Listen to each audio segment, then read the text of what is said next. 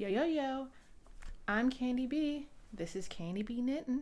And today I be chatting slash putting the thing down, flipping it, and reversing it. So we're going to start off with telling y'all where you can find me. Because A, just the way YouTube works, I notice, you can see in your analytics that, people don't always stick around for the very end of the video. And so that's where you find out where you can find me. I am at Rulude on Instagram. I am candybknittin on Blue Sky. I am candybknittin@gmail.com if you want to email me. Of course, like, subscribe, all of that for this video. And the reason I bring this up at the beginning of the video, reason B, is because I am now candybknittin on Ravelry. I was looking at my Ravelry today. Apparently I joined Ravelry September 2020, that's wild. That'll be 5 years this year I've been knitting. And when I joined, I kind of just was like, oh, this is where people to go to get patterns. So I really didn't put a lot of thought into what my username was going to be or setting up a profile. I just knew that in order to purchase certain patterns, I needed to have a Ravelry username. And so I chose like my government name as my Ravelry name. Turns out you can change your Ravelry username. You get 4 chances to change it. So I'm now officially candybknittin, and I plan on being candybknittin for the rest of my Ravelry days. And so you can now find me on there. Also, I don't do a great job of utilizing my project pages or any of the features of Ravelry. And so that's another reason I never really shared, because it's like there's not much that's helpful there. Like I said, I was mostly using it as a website to purchase patterns. But a few things that, I think about. One, I know a lot of people don't necessarily like Instagram, don't want to use Instagram anymore. Blue Sky, I'm trying to connect, and it's just another platform to learn. Discord is really hard for me. It's not my fort, and so I'm hoping that, if I give it the old college try on Ravelry, maybe I can, make some more like one-on-one connections on Ravelry. B, I find the project pages incredibly just indispensable when I'm working on a project. And so I would love to be able to give that to someone else if my information could be as helpful as some of the other information I found on Ravelry. C, back in September 2020, when I started my Ravelry account, which I assume I had to have been knitting for at least like a month or two, before joining Ravelry, which once again, that's wild to me. The reason I started knitting, and you can probably guess if I say September 2020, March 2020, like the rest of the world, I was working from home, pretty much on the computer all day, conference calls all day, Zooms, personal and professional Zooms all day, working from home with my spouse literally on the other side of the kitchen table from me, them on Zooms and calling people, etc., etc. My kids, which at the time were 1 and 5, or 1 and 4 about to turn 5, 11 months old about to turn 12 months old. They're, I'm just, survival. So like YouTube constantly on, Paw Patrol constantly on.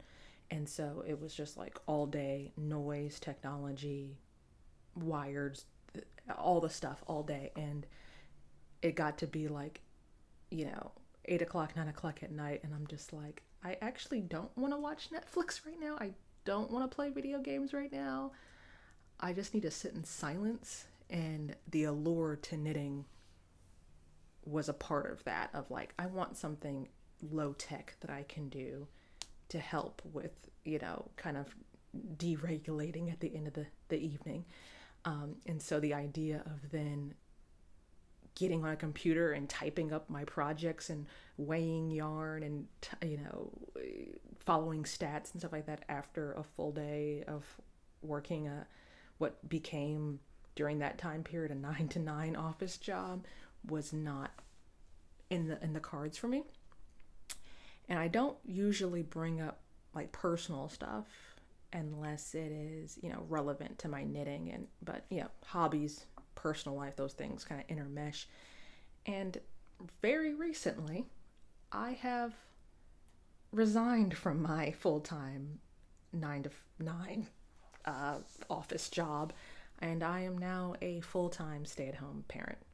And so now I have a little bit more bandwidth to sit down on the computer and do hobby things on the computer, as opposed to what my previous life was, just all Excel all the time.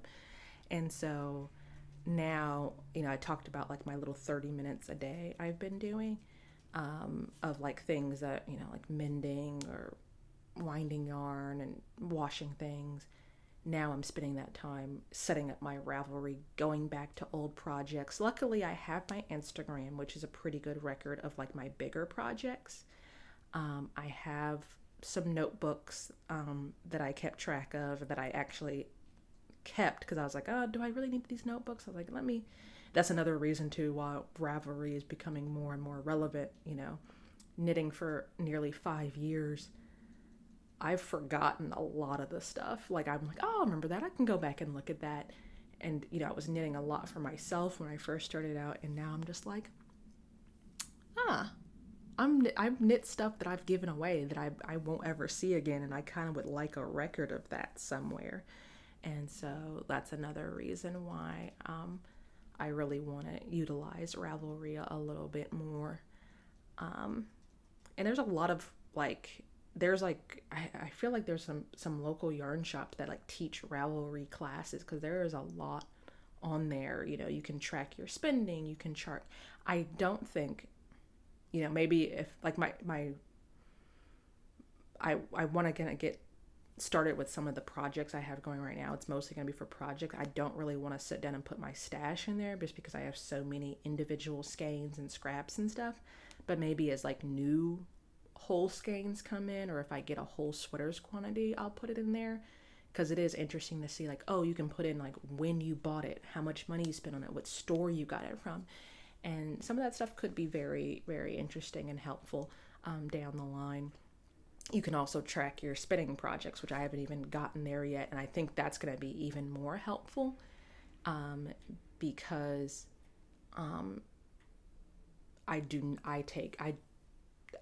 for the little bit of notes I take on my knitting, I take even less on my spinning. And so it would be nice to have like some keyed in prompts, like, reps per inch, type that in. Where did I buy the fiber from? How did I spin it? All that kind of stuff. Might be helpful to know that down the road somewhere. The other thing that I think is going to be probably the most like relevant thing for like right now is I was talking to one of my knitting buddies, and she was telling me that she was showing me some projects she had worked on. We just, you run into your knitter friend, like, what are you working on? Da, da, da. And she was doing like some Marvel hats. And so she had different, like for like a nephew or something like that. And she was doing like different characters. And so she was going back and showing me, she did a Spider-Man hat, she did a Deadpool hat, and she was showing me all the different characters she's done. And so she was taking me through her Ravelry projects. And I was like, oh, that's cool. I was like, oh, you really, use Ravelry really well. And she was just like, well, I want to keep pictures, but the pictures are like filling up my phone, and that is actually a huge problem for me right now. I'm like filling up my all my photo drives, and I usually prioritize pictures of my family, pictures of my kids, but the older my kids get, the more I'm gonna want more pictures of them.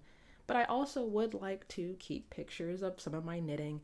And so I think Ravelry might be another way that I can save some of these pictures without like, do I really need a bunch of flat lays of sweaters coming up in my Google memories every year and a slideshow of, my sweaters, which I do love my sweaters, but they don't need to be taking up like drive space in that sense. I would rather keep a picture of my kid wearing the sweater than oh, look at this cable I did, or look at this, half finished picture that I have. And so I think that's going to be another really great use for that. So if you are so moved, once again, I'm candibknittin on Ravelry. And we can be friends on Ravelry, and we can send messages. I think there's a whole social aspect to Ravelry that I really have not explored. So let's get into some knitting stuff. I do have I always call these 90% finished objects, because a project is not done until you have washed and blocked it and woven in all the ends. The ends are not all woven in. This is my bound off Audrey shawl by Tricot Stitch. And this is in Rich Hill Yarns. And I would guess that my next episode, because I usually try to go once, every week, all the ends will be woven, and this is my last end. And then I have this whole end that needs to be woven in, and I just have a few that need to get tucked in. So I'm going to wash this. She actually has a schematic in the pattern of what width and depth you block it to, and it's supposed to be kind of a crescent shape. So she has like a little picture like this, and you pin it out. And so I would think the next time we see each other, it will be a deep dive into this project in the yarn I used and all the notes. So I'm not going to belabor the point here, but I am incredibly happy to have this done. Last time we talked, I was actually having a lot of fun with this project, and I was like, I'm just going to keep going. I did 2 extra repeats of the lace pattern at the bottom in chart 3. Last time we saw each other, I was just, where's my progress keeper? I was just starting off with chart 3, and I was saying I needed to add some extra colors. I brought back my main color 1 that I used, and then I woke up this morning and realized that the next thing I want to cast on, I was knitting these on my ChowGoo 40-inch US size 5 needles, and I actually want those needles for the next project I'm working on. So I was like, let me go ahead and just work this. And literally it took me all day to bind this off. And the other thing we discussed the last time we were here is the bind off in the pattern is a crochet chain bind off, wherein you bind off a stitch and then you chain, 5 to 6, or I don't remember. It's a free pattern, you can look it up. But you do crochet chains between each bind off, and then you end up with loops. I did not like the look of that, nor if I had liked the look of it, I would have made the effort. But because I did not like the look of it, and I knew it was going to be quite an undertaking to do a bunch of crochet chains, I chose not to do that bind off.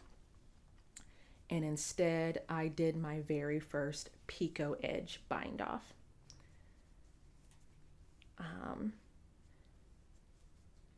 And I didn't do anything revolutionary here.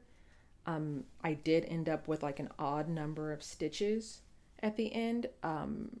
The tutorials I read was like, oh, if you're doing this multiple, you should, get the right amount of stitches. And I was like, I'll just have a little chunk left over. So I had like 2 extra stitches. So it's not like a full picot there, but whatever. The picot I did a picot bind off is you cast on a certain amount of stitches, then you cast off. And I chose to cast on 2 extra stitches. And so let me show y'all. This is the book I was talking about last time. This is The Knitter's Book of Finishing Techniques by Nancie M. Wiseman. And I own this book, and it does have instructions on a picot bind off. And in her instructions, she says to bind off twice as many stitches as you cast on. So every picot, I did a cable cast on to cast on 2 stitches, and then I would bind off 4 stitches. And so now you probably understand more about what I was saying about making sure you have the correct multiple of stitches. Did I do it perfectly? Probably not. Much like I was anticipating that crochet chain bind off, you do have to have, consistent, relaxed tension. And when you're racing against time to be able to show this on YouTube in a day, you have to be extra mindful. And so I'm like, oh, I want to really finish this, but also let me relax and let me not go. If there were moments where I was going too fast, and sometimes when I'm knitting too fast and I'm doing something in a pattern, I kind of short circuit and I completely blank out of where I'm at. So I'm just like, oh, and I used a little, where is that guy? This little stitch holder to mark where I needed to cast off, because it doesn't matter. You could say cast off 1 stitch, and I'm gonna cast off 1 stitch and still be like, did I cast off this? I don't remember. Let me go back and count. Let me rip it out. And so I would just slide this into where I needed to cast off, because I will literally blank out and lose count of where I was at. But for the kids' first time doing a picot bind off, I'm quite pleased with it. We'll see how it blocks out, but I think this is gonna be fabulous. It's just so great when a pattern and a yarn just meet and it just comes together. I think this is just the perfect pattern for this yarn, and the perfect yarn for this pattern. And I can take only very little credit for how beautiful this turned out, because I did not dye this yarn, nor did I write this pattern. I just brought the 2 things together, but that is fabulous. But I will wash it, pin it out. I'm going to pin out each of these, like, kind of fanned sections, and it's going to have little points happening. And then we'll talk about it in depth next time. But I did want to, just bring up this book because I did mention that I wanted to look at my books. And this is just a book that has cast on techniques, bind off techniques. It also goes into how to seam. And I do own the big Vogue knitting dictionary. But sometimes I personally need different things for different purposes. Like the Vogue book has a lot in it, but it doesn't necessarily go into depth into certain topics. And I appreciate that this book, it's got it's got a whole, like the Vogue book maybe has like 1 picture of the picot bind off. And it's like, oh, by the way, you can do a picot bind off and this is how you do it. But this is like, it gives you a technique, and then it tells you the pros and the cons, why you would do this technique. And then it has really in-depth pictures. It has a 1-stitch picot bind off, which I was like, okay, I don't want to do 1 stitch. And then it goes into like 2, 3, and they said, probably about 4. It would be the more bind off. Oh, it actually goes into, this is 1 stitch of a picot bind off, casting on 1 stitch, and then it goes into cast on. Oh, it's showing you the difference between garter and ribbing with the picot bind off and how that looks, which the Vogue book does not do that. And then it shows you, this is 3 stitches, and then it shows you 6 stitches cast on. And so you just get more of a point the more stitches you cast on. And so because I have that Vogue book, I have gotten rid of some books, but I find that some books like this, especially the fact that it's spiral bound, so it lays flat while you're looking at your instructions. I'm not a big YouTube tutorial person. My favorite is to look at static pictures. And so, the fact that this is spiral bound, it lays flat, and I can just take my hands and just do what the picture's showing me and work step by step. I love that. I have to watch the YouTube videos at like 1/25 of the speed to get what they're doing sometimes. And then the blogs, there's like ads popping up and stuff. So that's that.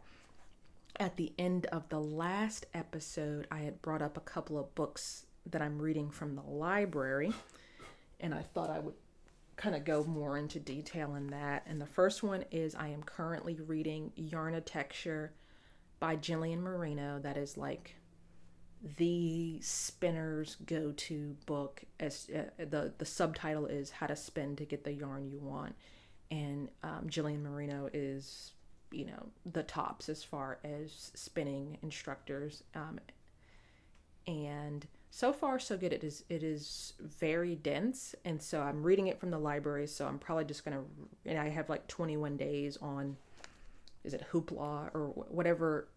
That was the other thing too, like I've been getting more and more into library books, and usually I just get physical books from I like my physical books, and I was like, let me really give the ebooks a chance, especially since I knew they had Yarnitecture and I wanted to read it and they only had it in ebook form. So I have 21 days before it expires, and so I'm going to read it all the way through. But this is a book that I don't think is like meant to be read cover to cover, and so if I probably will end up keeping it on my wish list to get a physical copy of it eventually, and I probably would want to do more of like a study along with it, like journal as I'm reading through it, and kind of think about some of the questions and some of the thoughts she has, and maybe do like a breed study along with it, or, you know, do some of the workshopping she has in there, as far as like sitting down and asking yourself some of these questions, because I don't necessarily, someone actually sent me an Instagram message today. They were just like, oh, I really like your thoughts about spinning. I really want, I'm you know, a spinner too, but, I kind of just, just spin to spin. And I'm just like, I'm still pretty much there too. I pretty much, I'm not like deep into sampling and taking notes, and, I don't know all of the lingo and all that kind of stuff. The book itself has bolstered me and given me the confidence that I do have the academic terms down. Like, I have done a lot of research on this. I have read a lot of books. I have watched a lot of YouTubers. But I've been knitting for 5 years, and I still feel very much like a beginner knitter. And I've been spinning for like 3 years, going on 4 years. And I feel like just a toddler as far as spinning is concerned. And so I just feel like it's just going to take spinning more consistently. And I feel like I'll feel like a beginner 10 years into spinning. Like, I feel like you can never, it's funny because I feel like spinning, despite what most people say, I feel like spinning is more accessible than knitting. Like you can spin something and it's yarn and you can use it. Is it the yarn you want? Is it going to make something fabulous? Maybe, maybe not.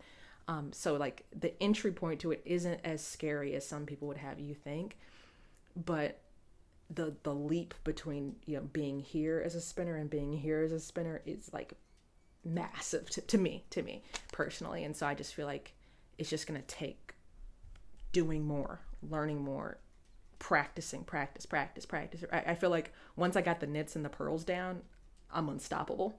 But with spinning, it's like I'm making yarn and it's nice yarn, but how do I really like get through to the next level? And I really think it's just time and trying different techniques, being open about experimenting. And so I would really like to do maybe like some sort of study along with that book and practice the techniques alongside of because it's like, I am spinning yarn. I'm spinning yarn that I like, but I'm just like, there's other, I would love to spin a boucle. I would love to, Jillian Eve, the YouTuber, just did like this quick video about doing a 4-ply yarn. And it never even occurred to me to make a 4-ply yarn. I'm like, I'm happy with my 2 and 3-ply yarn. I'm like, well, maybe I should open my mind up to other things, And I do believe it can get easy to get stuck into a rut. So I'm really enjoying it, but I'm definitely going to have to revisit it after, I'm not going to be able to enjoy that book in 21 days. I'll put it to you that way. The other note I will say about that book is that she is very explicit in stating that book is written with knitters in mind and with the fact that you are going to knit something with that yarn. So there are, the fundamentals of spinning as far as like worsted, woolen, drafting and stuff like that, don't necessarily change. But if you are a crocheter, you are a weaver, you may have to ask yourself some different questions or put it into a different perspective to translate it to what you might need for your craft. I don't crochet and I don't weave, so I don't know what that would look like, but just keep that in mind. And she also has patterns in the book that you then can knit with your hand spun. And so just know that there are not crochet. I literally got the book and searched the ebook for the word crochet, and literally one of the patterns, you need a crochet hook as a tool in that knitting pattern, but there's no like, oh, here's a crochet cardigan you can make with your hand spun. It's not that. And so just kind of keep that in mind. And she talks about going to knitters and going to knitwear designers to talk about how to prepare yarn for a knitting project. And so I know, with the twist, sometimes they talk about like Z twist versus S twist, using them for crochet versus knitting and things like that. Of course, you can crochet with any kind of yarn you want, but just something to keep in mind. The other book I mentioned quickly at the end of the last episode, I did finish reading the Brioche Knitting Workshop by Lavanya Patricella. And I wanted to read that just because I was working on that Stephen West shawl, and I just wanted to really I can learn something, and I find that, and I was doing it with this shawl, like there are stitches that I know, and I'm like, oh, I know that. And then next thing you know, bad habits start to sneak in. And so I'm just like, let me make sure that I'm doing this correctly. And another great book, turns out I was doing brioche correctly. She does have some techniques about like how to weave in your ends with brioche that I found to be helpful that I never thought of before. And she does talk about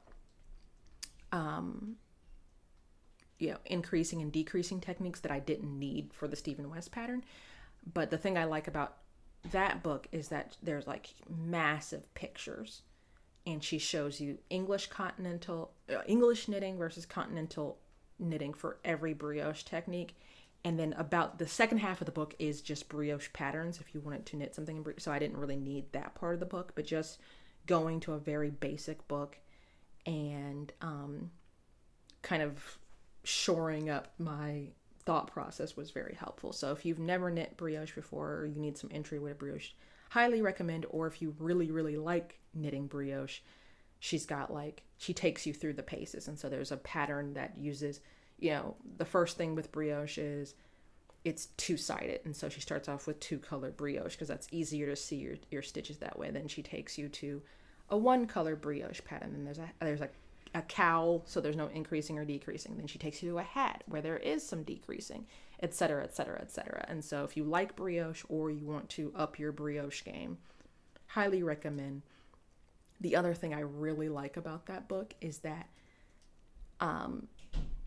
the book came up because I think I searched for brioche just to see. I was like, was there a brioche knitting book? And this book came out in 2024, so this is relatively recently this book came out. And in the book, she talks about how she was a knitter for years, never had heard of brioche until she knit a Stephen West shawl. And so it was incredibly relevant. And she knit this Stephen West shawl, fell in love with brioche, and now she's at the point in 2024. She said it was 15 years ago she knit that Stephen West shawl. Now in 2024, she's writing this book, and Stephen West wrote the foreword to the book about how great she is with brioche. So I just love full circle moments. I love how the knitting community, sometimes you're online and it would have you think that, everyone's kind of like gunning for each other, or there's room for everybody, and everyone is just so lovely. And I just really loved that, the way that story came full circle. It was really cute. So those are my books. The last thing I want to show y'all is not, they're knitting things, but they're old finished objects. We are in April 2025. It was very warm here. I told y'all how warm it was here. Now it is much cooler again, but that's just spring in Virginia. But we are at the point where I am storing my things for winter. And so I thought I would just quickly show y'all, since I've washed my sweaters for the winter and I had them all stacked up. So I thought I would just kind of quickly take you through some older sweaters and show you how they're wearing and talk about storing my sweaters for winter. So I use the Laundress wool soap. I soaked my sweaters, and then after I soaked them in cold water, I soaked them in the washing machine, but I did not use the agitator. I just filled up the drum with water and had them soak, and then rinsed them, and then spin the water out. And so these are my sweaters. And I also have this item. This is a sweater shaver. I don't necessarily endorse this one. This is just something that Mr. Rulud actually bought from Amazon for himself, and then I started knitting, and so I've since borrowed it. And it's Ruidla brand, Ruidla, Ruidla.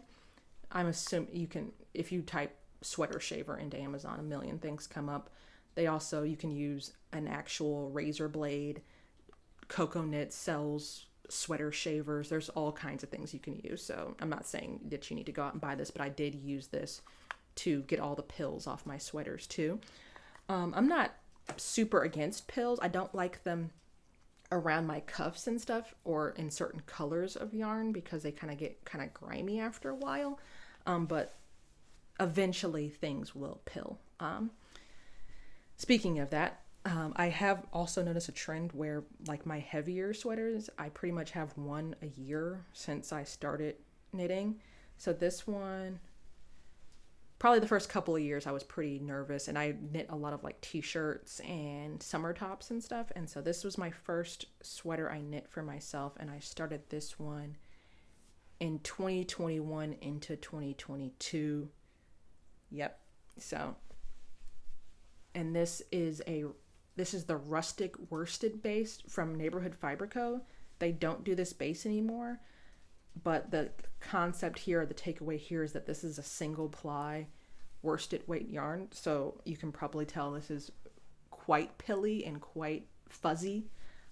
Like, I was shaving this and it was just constant. Like, it was, I was just like, I'm just going to stop here because I just don't care that much anymore. Obviously the places I get the most pilling is the underarm area, the bottom ribbing, because I wear a lot of jeans. Usually I'm wearing jeans, a button down, a sweater. I try to wear my sweater, I have a puff vest, and then I put my backpack on or my purse on, but sometimes I do end up with my purse or my backpack right up against my sweater. So the shoulders, the underarms, and the edges of my cuffs and the bottom cuffs is where I get the most wear. And so this one's quite fuzzy. I'm not mad at it though. The trade-off with a yarn like this, even though it will pill a lot and it will fuzz up, is that it's so soft. And every single time I wash it, it just relaxes more and more. It's kind of semi-cropped, and so it just gets a little bit wider. And so I like the silhouette a lot. This is a Knitspiration pattern, or not Knitspiration, Yarnspirations pattern. It was a vest, and I just added my own sleeves to it. It's full, and that's another thing too I did with this yarn, because it is single ply. It was knit flat, and it was knit flat and seamed, and so the shoulders are seamed, and the sides are seamed. The sleeves I did do in the round because I'm lazy like that. But it's pilly, it's fluffy, but it's also not felted though, which I appreciate. So that's that sweater. This sweater is 4 years old. Then we're getting into my 3-year-old sweater. This is probably one of the first things y'all saw if you've been watching my channel from the beginning. This is my Night Nook sweater by Stephen West. And this top really kind of punchy color up here, the variegated yarn, is my hand spun. And the black yarn is Patton's worsted, which is 100% wool. And this bright blue yarn is Cascade 220. Yeah, Cascade 220 worsted. Cascade 220 is not worsted. It's a Cascade yarn that is worsted. And This is a not bulky, this is a single ply worsted weight yarn that's 4 years old. And so, I knew what I was getting myself into knitting this. I will say that for patterns, and I like patterns, don't get me wrong, I will still continue to buy patterns. The patterns does pill a lot more than you would expect what is it? I feel like it's an 8-ply. Like, I don't remember how many plies it is, but it's supposed to be a pretty workhorse yarn. And there were quite a few pills on this. And I really was aggressive in trying to clean up the pills on this because the striping and this color being so bright, it does pill. The pills show a little bit more and it's a little less attractive than a solid color. I will say my hand spun is holding up quite well, probably because it's over twisted, which, there's some benefits to everything. And that's the other thing too, compared to my, seeing the pills and the commercial yarn versus not seeing a lot of pills in my hand spun. Interesting information. Yeah. But like I said, mostly cleaning up the cuffs. The underarms aren't bad on this one. It's mostly the cuffs and the bottom because this is another one I like to wear with jeans a lot. Then we're getting to 2023 going into 2024. This is my simple sweater, and this is Knit Picks Palette Held Double. And this is a newer sweater, but I literally wore, I finished it at the end of the winter 2024. Going into winter 2020, I started at 2023, finished in 2024. So it was winter again at the end of 2024, and this was a brand new sweater for me. And I literally wore it like 2-3 times a week, every week from the end of 2024 going into the end of winter 2025. And this is holding up pretty darn well.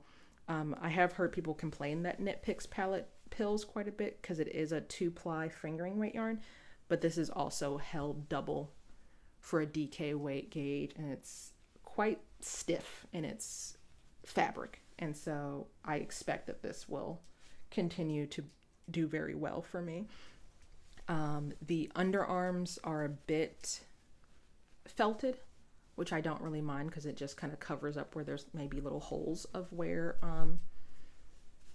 I was connecting my sleeves and stuff. But for the most part, there wasn't really much for me to do with this as far as depilling it. And surprisingly enough, I have not gotten stains all over the front of this.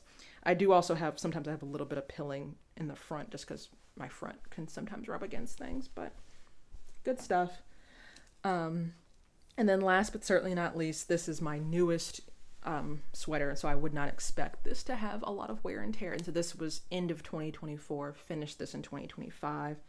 I will say this is quite prickly. This is my simple t-shirt that I made this is all hand spun, except for where I did my seaming and just a little bit, my seaming and my cast off edges I did with commercial yarn. The only thing about this is it sheds a lot, and so I'm hoping maybe going into the future, and I did take the depiller to this and shave it up, and so I'm hoping that over time it sheds less and less.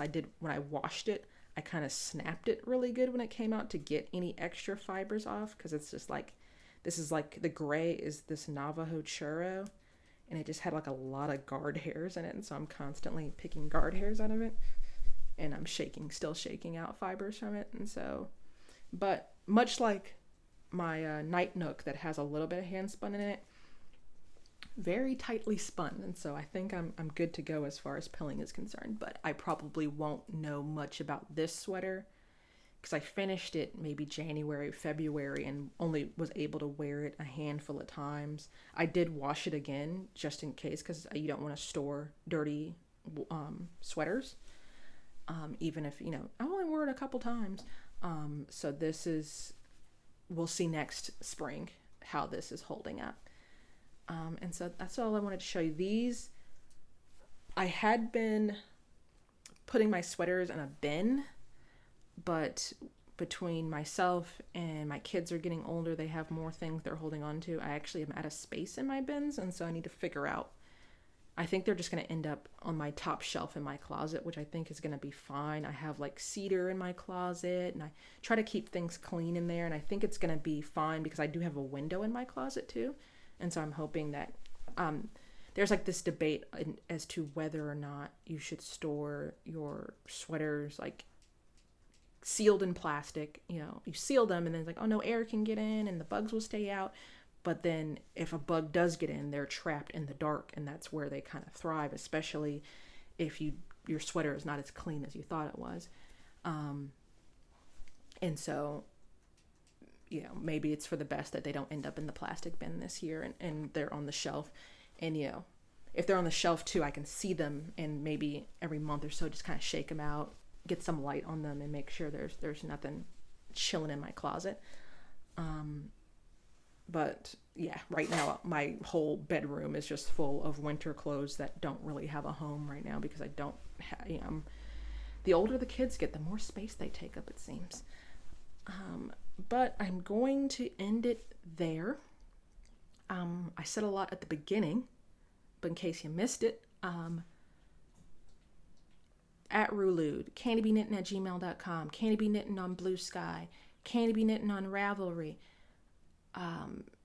You can comment below and talk to me because you're right here. You're already here. You can, we're vibing.